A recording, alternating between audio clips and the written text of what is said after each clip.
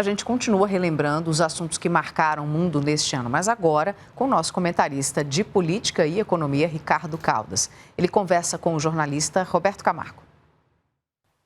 O tema da conversa de hoje com o professor Ricardo Caldas é a surpreendente troca de prisioneiros realizada entre os governos dos Estados Unidos e da Rússia.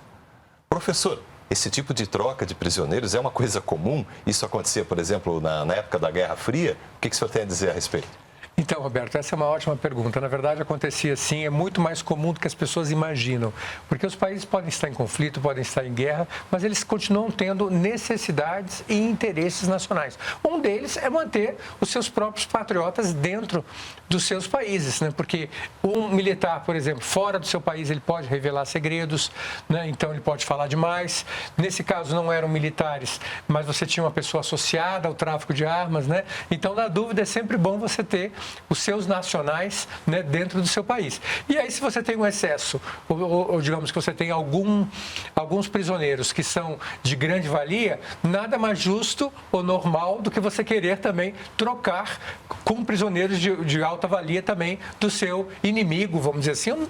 Nesse caso, nem chega a ser um inimigo, ou de um país que você tenha alguns conflitos que são normais. Tentando entender um pouquinho mais do contexto dessa troca, o que aconteceu primeiro? Quem foi preso e qual o país que depois propôs a troca?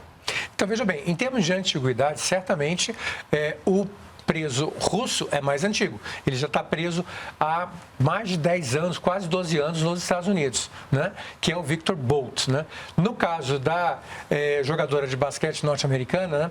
Que é a Brittney Griner, ela foi presa já nesse ano, né? Então já tem alguns meses, né? Quase um ano, não chegou a um ano. E não podemos esquecer que ela é um grande ídolo do basquete norte-americano.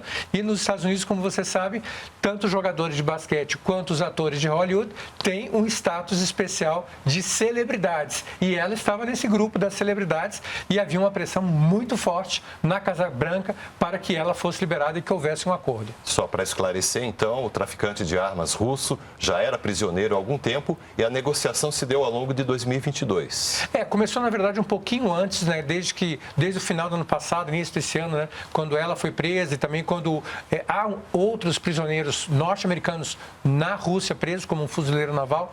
Então, havia essa pressão e essa expectativa de que ele seria trocado, né, justamente pelo traficante de armas russo, mas isso não aconteceu. Quem realmente foi o catalisador da troca foi a Brittney Griner, né, já que havia essa expectativa da torcida, vamos dizer assim, norte-americana, para que ela fosse liberada. E como que a opinião pública norte-americana reagiu a essa troca, professor? Então, do lado dela foi extremamente favorável, eles a queriam de volta. A questão é por quem foi trocado. Então, a expectativa é que ela seria trocada por um prisioneiro americano, seria incluído também nas trocas, né? Há um fuzileiro naval americano, como eu mencionei lá, e aí então ele não foi incluído. E aí então o que as pessoas estão dizendo é que trocaram uma jogadora de basquete por um traficante de armas e, por exemplo, o ex-presidente Trump está usando isso como arma de troca, né? Como acusação contra o atual presidente Biden de ter trocado uma jogadora de basquete por um traficante de armas que causou a perda de milhares de vidas no mundo todo. Ou seja, continua repercutindo ainda.